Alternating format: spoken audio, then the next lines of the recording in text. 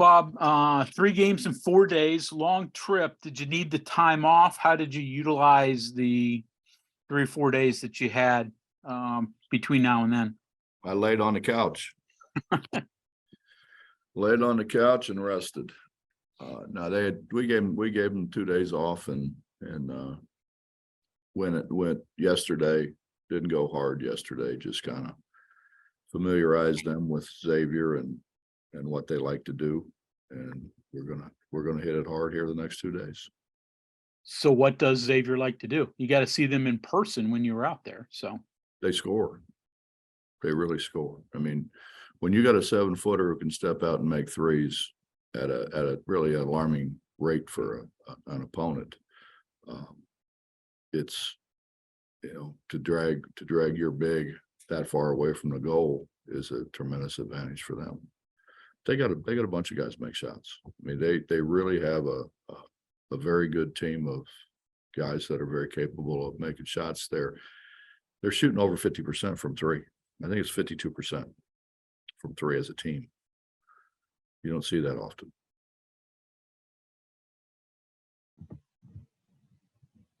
John Antonic.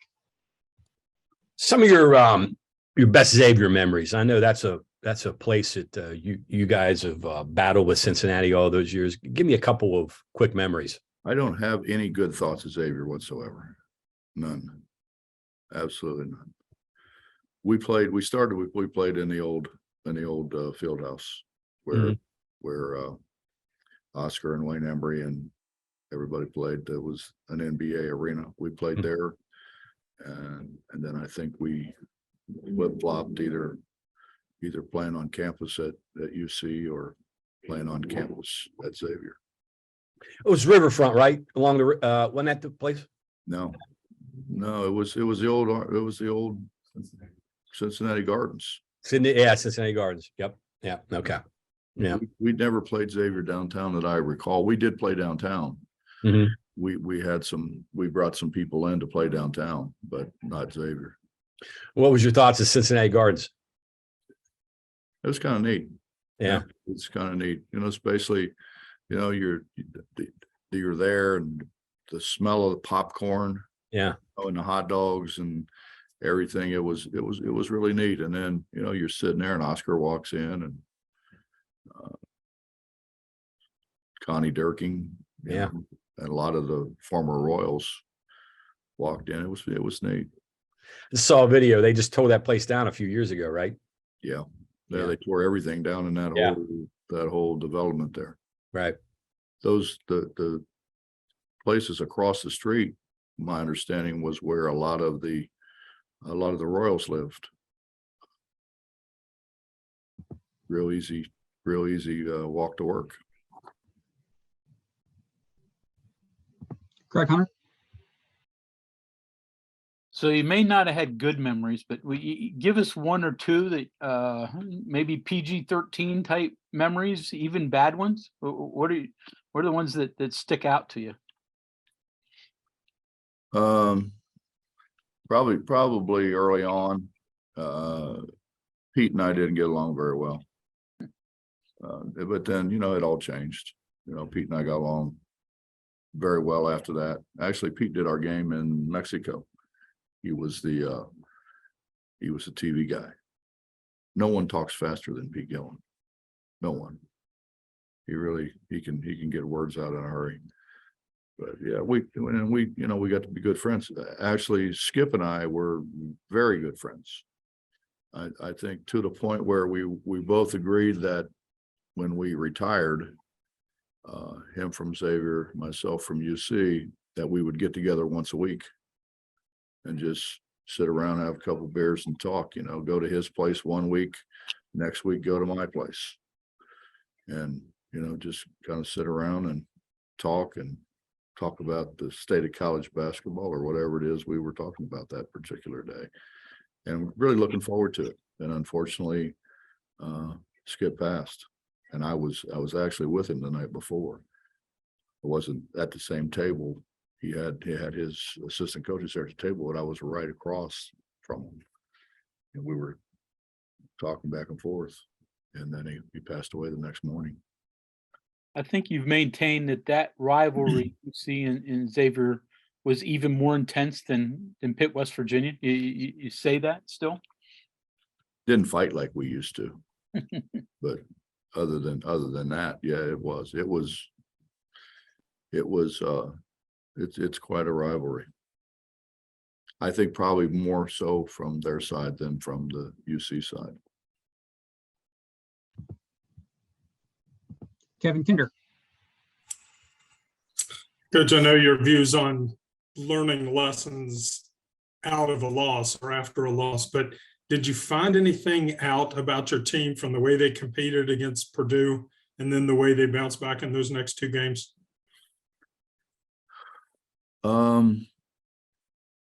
We had stretches where we played very well against Purdue. We cut it to 4, I think twice. And we weren't as consistent with it as what we need to be. And that's kind of what our team's been. You know, we'll go on big runs, and then we kind of don't go on any run for a while. And the opponent has a tendency to catch back up, then we'll go on another run. But we just need to be more consistent. I know obviously you're not going to go on 10-0 runs, at several different stretches in a game. When you say more consistent, though, is it just avoiding those 10-2 droughts, maybe? Yeah, I think that's fair.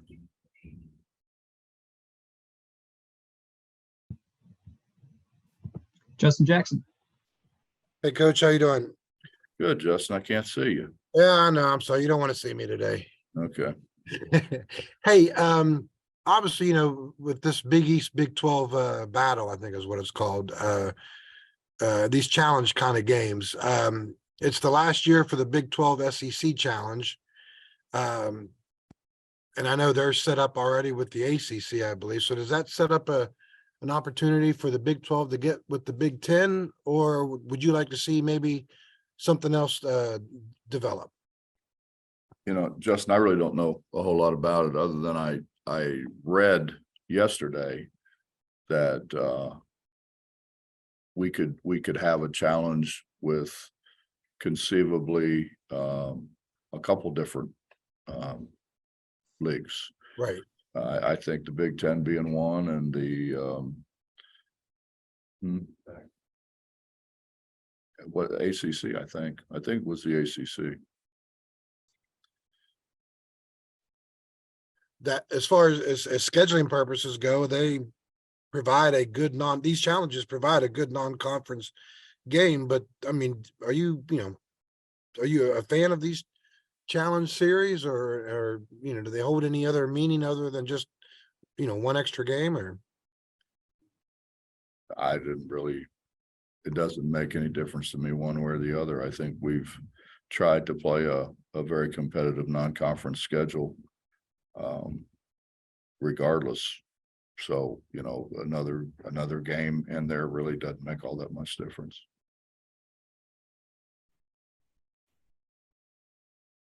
Bob, are you there?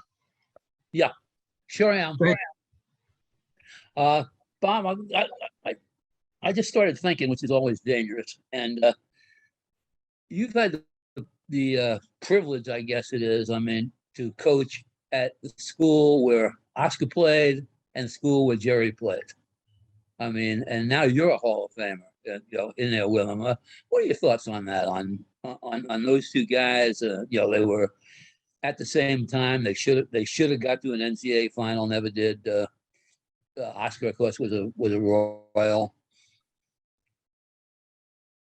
Well, Bob, in all honesty, they were both absolutely terrific to me.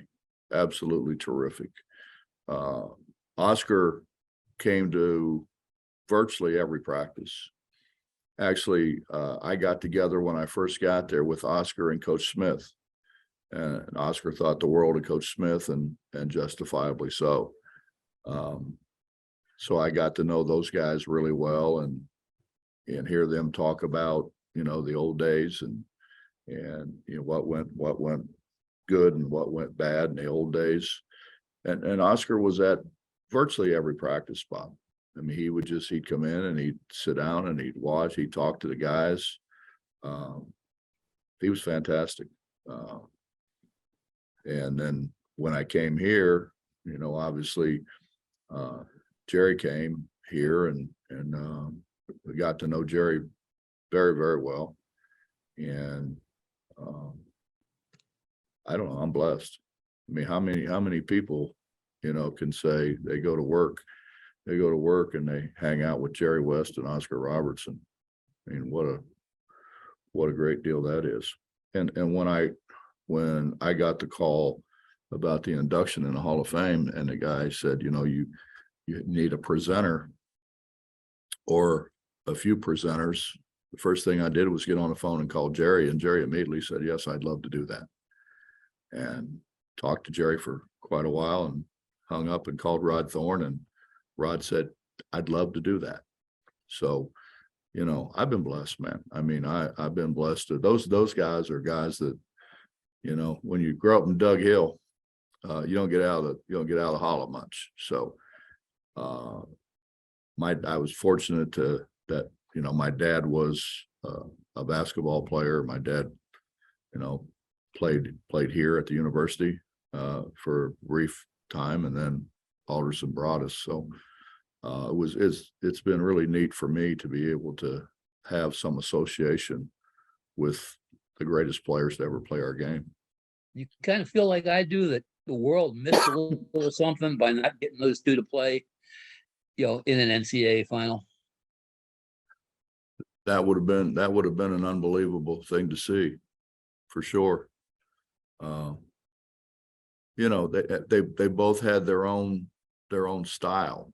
You know, Jerry was drive it hard at you and stop on a dime and go straight up and straight down. I can remember him saying he drew a circle and went up in the circle and came down in the circle, never out of the circle.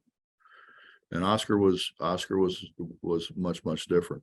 You know, Oscar kind of had that ball back over his head a little bit, but he was the first, I think, power guard. I mean, he was a big, strong, physical guy that just kind of knocked people off of him. And both of them, I mean, they were two of the best players to ever play our game. And to watch old film of those two guys going at each other I could have done it all day. Thanks. Back to you, John. Did you coach when you played Xavier? Did you make all the games, or did you finish all the games? Or you didn't get thrown out of any of the Xavier games, did you? I can't recall. You know, the thing about this rivalry is that both teams were good. I mean, it's one thing. I mean, I knew you guys were 4 miles away. The campuses were like 4 miles away, something like that. About that, yeah. Yeah. So, I mean, it's one thing to play each other and have one team that's good or another team that's not good. But when you guys were at its peak in the 90s, when Pete had it going, you guys were both good teams. So it had national implications, the game, didn't it? Very rarely did we play that we both weren't ranked. Yeah. Very, very rarely. Skip had it going. I mean, yeah, Pete left and Skip really had it rolling. They were good. They were really good. And Skip obviously was a heck of a coach. He's almost a West Virginia guy. Did you know that? Yeah, Wheeling Central. I played against him. Yeah. Dino came after him. Yeah, he just grew up on the other side of the river. That's all. Yeah. Didn't they get you the year you had the great team with Kenyon? Honestly, I don't remember. They may have. Yeah, I think it was one of the 2 losses you had that year, right? Before the tournament. Honestly, John, I don't remember. Gotcha. Yeah. Was it fun for you? Kenyon got hurt in one of those games, but I don't remember which one. Was it you like going into like hostile places? And that seemed to be one of those environments that you got your juices flowing, didn't it? I could say a lot of things here, John, but I'm not going to. What's that? Can't get it out of you, huh? No. Yeah. No, Mess is sitting over here. If Mess wasn't here, I could really dive into it with you. Dive into it a little bit. Yeah, So you're not going to give us a story. Message sitting over here saying, shh. Greg Hunter is wanting to get one, and Pertzel's looking for one. We're looking for one good Xavier story. Oh, well, I could tell you who to call. Okay. You call any of those guys at WLW. I mean, you talk about loudmouths now. I mean, They got something. oh, call Cunningham. Cunningham's a big Xavier guy. He'll give you the Xavier slant, which is going to be a lie probably, but I got you. it'll be a good story. Yeah. Well, it'll be fun for you to walk into that gym again on Saturday, I'm sure. Why? Because you're going to have all those people who are going to remember you and call your name out, and you have to deal with all that. You like that. They will call names out. Yes.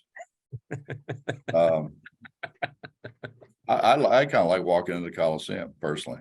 Yeah. Yeah. Looking around. 14,000 in the seats. Well, you were never against sticking a needle in them when you could too. Where?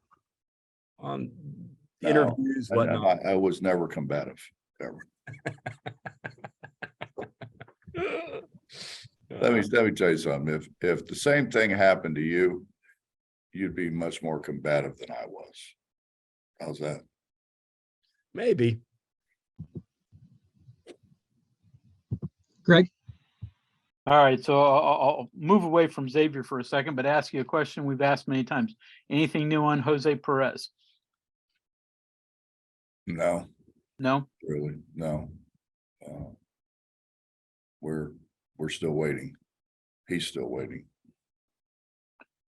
I know he can travel with you, or at least he did. I mean, he can't practice. Can he get up shots in the practice facility? What can he do? Oh, he's allowed to take shots. He's not allowed to take shots with us in there. I mean, he'll come in, sit and watch practice. He doesn't shoot on the side or anything. He watches practice, and then he can come in here on his own, just like anybody else can, and get shots up. Sure. Kevin? It's following up on the consistency thing. I know one of your concerns start of the season was too much dribbling by the point guards, the ball sticking, not being in place. Feels like that improved some in the past couple games. What level is that in your view? And does it have to get better, or how much better? I think we can continue to get better. I think they have gotten better. I mean, it's not one position. It's a unified effort to throw the ball away. Be it a guard, forward, or center. They don't really care which one. They'll throw it away with the best of them. We just gotta stop it. We force things. We make bad passes. It's hard to. You ever try to field a basketball around your ankles? It's rough. It's rough. You don't have a glove like you have in softball or baseball. We just need to do a better job of passing the ball, not throwing the ball. We throw it. We don't necessarily pass it. Is it fair to say, though, that it's the execution that you're most concerned, that this team is still trying to pass the ball, is trying to move it? Well, I would say this: if we were down where we should be to 3 or 4 turnovers a game, we probably would be undefeated right now.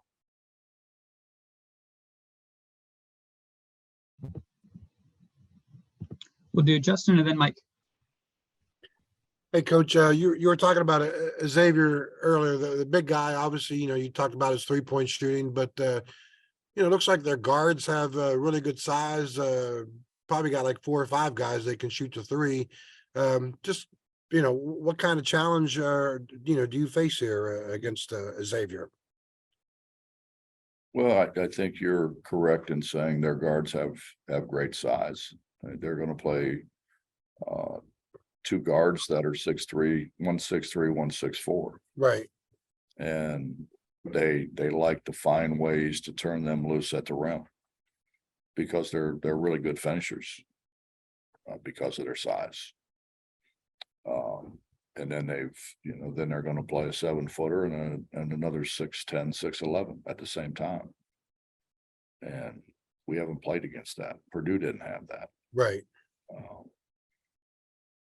They're just, I mean, they're a really good basketball team, and they're aged. He's not playing young guys. He's playing guys that have played in big games for really a lot of years. He's got guys that have played at other programs where they're playing in front of and against really good competition, but playing in front of a large crowd. So he's got veteran guys. He's got veteran guys who know what it's all about. And Sean's a veteran guy. I mean, Sean's had a great career. I'm almost kind of wondering, I know people will see Purdue's record and who they beat, and obviously they're in the top 5 now or whatever, and people will say, okay, well, Purdue is probably a tougher matchup. I'm wondering if this Xavier game might be a tougher matchup for you guys than Purdue was. Not unless they trade for the 7-4 guy. Okay, right. He's a load now. Right. I think their bigs are much more versatile. I didn't see the big fella out there shooting threes. Yeah. Their 7-footer will go out and shoot threes. Actually, both those bigs will go out and shoot threes.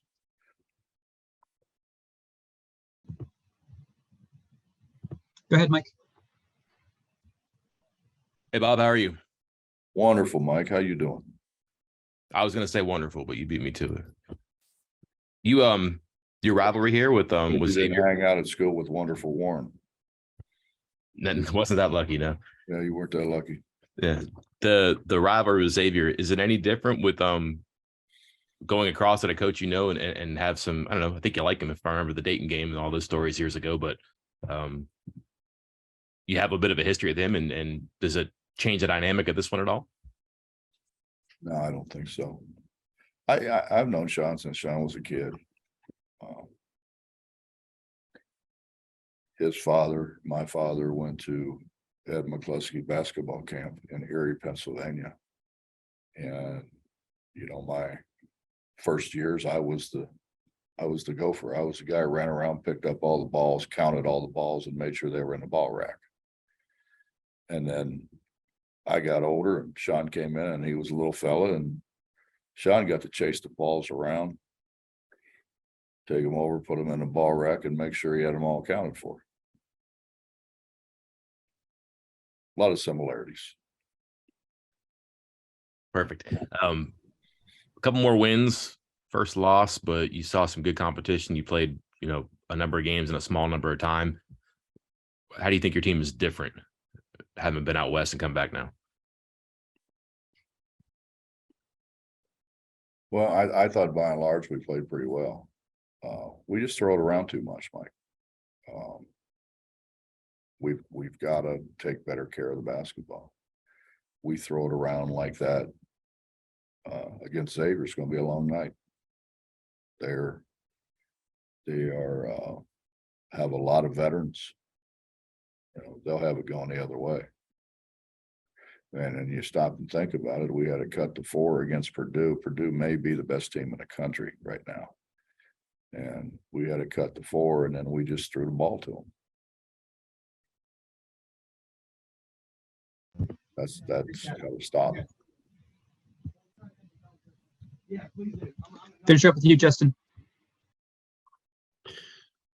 Hey, Coach, just kind of wondering, Trey and Emmett, obviously we're dealing with health problems out there in Portland. I'm kind of wondering if everyone's kind of recovered from that. And then also, with the way Trey played the other night against Florida, it seems like he's really beginning to, kind of establish himself more on this team and not just as a new guy coming in. Justin, basically our whole team was sick. Yeah. To different extents. Some guys were real sick and other guys were just feeling bad. And I think Emmett was sick from the time he left Morgantown. Basically until he got back. But we had a lot of sick guys. We probably at the height of it, we probably had 6 or 7 guys with stomach flu. Yeah. So, I mean, a lot of them, really all of them tried to play through it. It was a hard thing to play through. Made for a light Thanksgiving dinner then, I guess, right? I don't think they ate much, to be honest with you. Ate some ice cream. On Trey, do you see him becoming more of a matchup problem for teams? I think he could be, yeah. You know, he's equally as good facing the basket or head playing with his back to the basket, which makes him a hard matchup. Right.